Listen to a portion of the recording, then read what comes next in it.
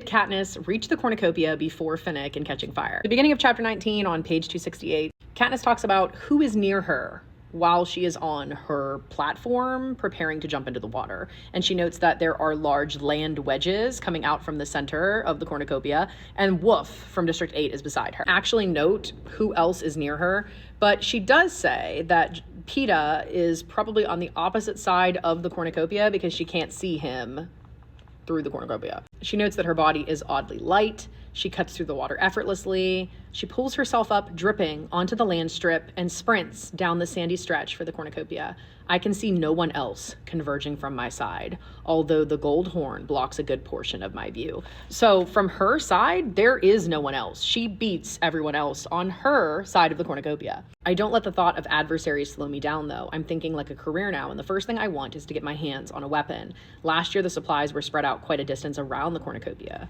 with the most valuable closest to the horn. But this year, the booty seems to be piled at the 20-foot-high mouth. So she has to go to the mouth of the Cornucopia in order to get her bow and arrow. That is where she's at now. Her eyes instantly home in on a golden bow just in arm's reach, and she yanks it free.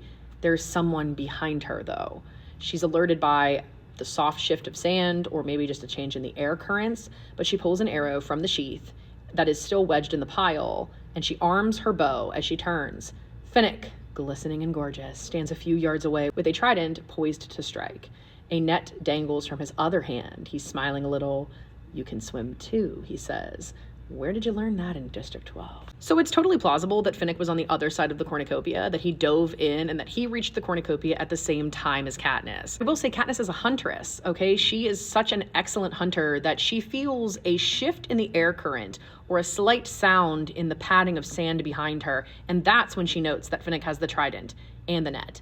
It is more likely that Finnick sneaks up behind her, grabs his stuff, and as he's grabbing it, she hears him and turns. Because when she makes it to the mouth of the Cornucopia, where all of the supplies are, meaning both her bow and arrow and Finnick's trident and the net, she doesn't see him.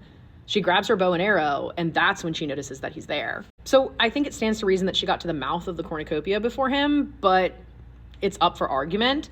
Either way, she definitely, at minimum, met him there pace for pace.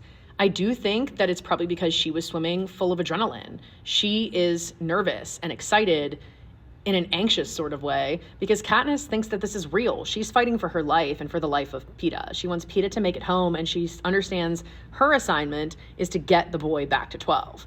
Whereas Finnick knows of the entire plot. Finnick knows they're going to be saved in a few days. He knows of the rebel plan. He's not playing the same game as her. So maybe he is swimming at a more leisurely pace. Now, I know a lot of people have argued that perhaps Finnick took longer because he was caring for Mags. I'm going to say that this is not likely. On page 273, it says, wait, no, there's someone standing on the spoke to my left, the one opposite of Peeta. So in my mind, that sounds like they are in the same wedge together, which also sounds like Plutarch's doing. He put the allies right there together. So she's still standing there, which means that Finnick did not have time to go take care of her. He went straight for the Cornucopia because he knows that Mags can take care of herself. She knows the plan as well. Stay out there until we suss out what's going on. We'll get some weapons at the mouth of the Cornucopia, and you can swim in when the heat is sort of died down. It's Mags, but she neither heads for the Cornucopia nor tries to flee. Instead, she splashes into the water and starts paddling toward me, her gray head bobbing above the waves. Well, she's old, but I guess after 80 years of living in District 4, she can keep afloat. So Finnick was not out trying to save Mags. He did swim to the Cornucopia first, probably knowing that that was what Katniss was planning to do as well, and so that he could secure his trident. And I think it's interesting because he does back up Katniss, and this allows for her to be safe while at the Cornucopia, and he establishes that alliance through showing the bracelet. I just wonder if perhaps he wasn't swimming with his full effort because he knew of the rebel plan. But yeah, it sounds like she, at minimum, met him at the Cornucopia because she reached the mouth before he did. At best, I think she might have beat him to the Cornucopia. But I'd love to know what your thoughts are. Let me know in the comment section. And if you love the Hunger Games, be sure to hit the follow button. Man, you are so